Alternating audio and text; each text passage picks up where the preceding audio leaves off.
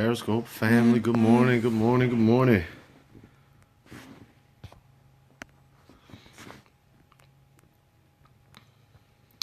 It's gonna be a good day, good day, good day. See you guys coming in. Hey, good morning, Trees. Say live. What's going on?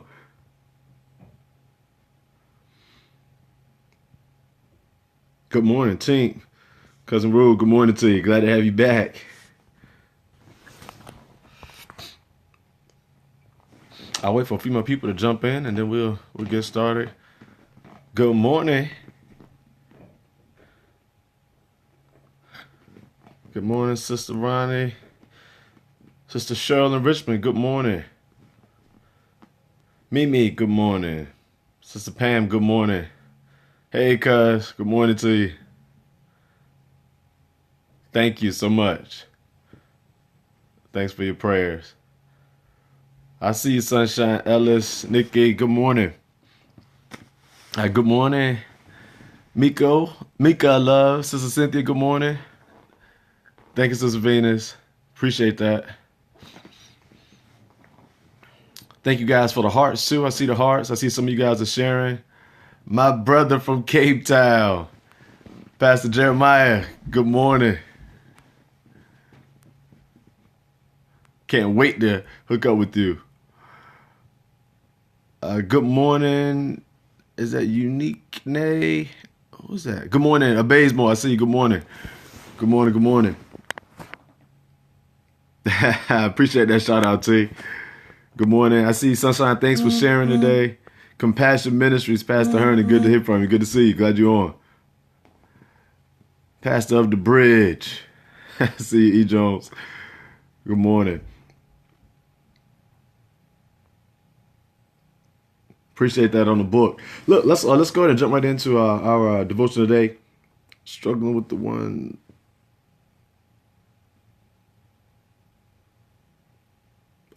You struggling with something. We'll work on that. Good morning, Rob. Rob, is that a cowboy symbol you got? We're gonna have to do something about that, man. We have to do. Hey, Aisha from Texas. Good morning. Good morning. Look, let's kind of jump into our teaching today. We've been talking about these ships, and we are in Moses's boat. By now, I'm sure some of you would have looked it up to make sure it really is an ark, but indeed it is. It is a papyrus. Matter of fact, you'll read in Isaiah and a couple other sections of the Bible where they refer to rebuilt, papyrus built, pitch sealed types of boats. And so that's what Moses is. He's in the Nile River right now. He's still young, right? He's still a baby. And about 3 months, he's placed in his reeds by his mother. And we're really looking at the type of relationships that really help push you into your promise. So the first relationship we looked at was his mother's relationship, because all of us should have someone in our life that is not impressed by us, someone in our life that is already in the place we're trying to go, that is already mature, and we grow to become like them. And, like them is relative. We grow to get to where they are, not necessarily imitating exactly who they are. The second relationship we talked about is the Pharaoh's daughter, right? Because the Pharaoh's daughter is the one who points out where he is. And we all need someone to point out and highlight, the honesty, or point out with honesty areas of our lives. Even if it's tough to deal with, you need somebody who can do that for you. Today we want to look at are these attendants. Remember, she's a princess of the Pharaoh. And as a princess of the Pharaoh, she would go nowhere without some type of security. So if you notice in Exodus 2, she has a slave who's helping her wash, but then there are these attendants. And these attendants are literally, as Exodus 2 says, walking along the banks of the Nile. Their job, one, is working for the Pharaoh on her behalf. And what they would have been doing is really kind of building a barrier, creating some security for her. They would have been like her secret service. And they're walking along the banks of the Nile, heads on swivels, looking to make sure she's safe, making sure there are no alligators in the water, being sure to protect her, but at the same time, be there to provide anything she needs. Here's how they relate to Moses and us. They are walking on the banks of the Nile, Moses is tucked in the ark, and the Pharaoh's daughter is the one who says, there he is. Isn't that interesting? That they're actually walking on the banks of the Nile, but they never even see Moses. Their job is to find threats or find distractions or discover anything that should be imminent threat to her. And although Moses is in the reeds, in the Nile, they're protecting, they never even see him. I think there are people like that in our lives. I think that there are affluent people in our lives. I think there are people similar to these attendants who are attending their own business. They are successful. They are working well. They are accomplishing what they're supposed to do. And too often we spend our time trying to please those people. And that's who they are. That's what we're calling them. Those attendants, they're those people. Those people that you want to be like. Those people that you spend extra money trying to impress. Those people that you bend over backwards to break into their groups. Those people that you hold on pedestals and see so high that you shift alter your entire life to be like them. Be aware of those people. You know why? Because while you spending all your time watching them walk up and down the Nile in their flash and in their in their garments, in their cars, in the big house, they don't even see you. That's what Moses says. He's in the boat and they don't even see that he's there. He's in the ark and they don't even speak to him because even though he's present and they're in the same place, they are attending their own business. And so because they are attending their own business, they're really in a place where they are successful in what they're doing. And here's the key today. Those people are going to exist in your life. Those people are going to be around. Matter of fact, there's always going to be somebody you're impressed by, particularly in your vocation. Or, the Olympics is coming up. I love the Olympics. I try to watch as much as I can. I'm highly impressed by a lot of the competitors. Here's the key. Just because you are impressed by doesn't mean that you have to impersonate. Or just because you are impressed by doesn't mean that you have to allow them to impound your dreams. It's okay to see other people, like other people, but don't spend your time trying to conform to who they are. Here's what I found.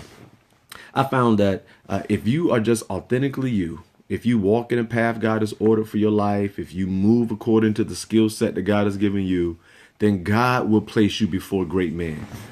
It is the case where your gift will make room for you. D just came in today. He wanted to say hi to the group. Say, hey, D. Hi. and so that's the goal. What Moses does is Moses is himself. Now, I know you argue he's 3 months old. He can't do much. And I get that. Here's the key. There are a group of people who are very influential. However, he cannot become like them. Matter of fact, if you keep on reading, eventually, because he is Moses, because he is himself, God does place him before great men. Now the attendants that he could have been looking up to become the same people that work for him. He becomes the Pharaoh's son. He's the one who's now ruling over Egypt. And of course, that's a short stint before God calls him back to his family. The point today is if we're going to manage and really maximize our relationships, you have to be able to identify those people in your life that you've been trying to overly impress. There's a chance that you're doing a whole lot of extra and they've looked over you. They may not see your value. They may not know your name. God does. God has placed you in this place with this earthen vessel, but there's a treasure deep within. If you are you, something about who you are will never be hidden. Lights can't hide behind bushels. Lights on hills cannot go dim. And God will use you to do great things, to be a greater person. Just don't get caught up in trying to please the attendants because they are attending their business. And I want to argue that you and we should do what God's called us to do. Pay attention, not to them. Pay attention to what you're supposed to do. Prioritize your skills. Prioritize your gifts.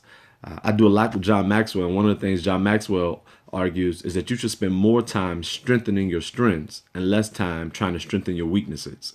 Don't try to become great at everything, but be really good at what you're good at. And then God will surround you with people, as he's doing with Moses, to help deliver you so that you can be delivered into your promise. That's our lesson for today. We're looking at Moses. Moses is in this ark, and it's only because God has surrounded him with so many people that he makes it from the Nile. What people has God surrounded you with? By now, you should have identified at least three. You should identify one, the person that God has placed really above you and ahead of you to help push you forward. Mentor, coach, pastor. Two, you should have identified the person who's pointing out some things about you. Don't defend yourself. Accept it and realize that their pointing is really making sure you head in the right direction. And then the third person we've studied already are these attendants. It's a great group of people who are in high places. Don't frown them. Don't judge them. Don't tear them down. You'll need them. They give you something to aspire to, but you don't have to aspire to get in with them. And you'll find that paying attention to you will help you go farther. Hope you guys have a great day. Look forward to hearing from you, seeing you, talking to you tomorrow. All aboard on this ship, particularly today, relationships. Be blessed.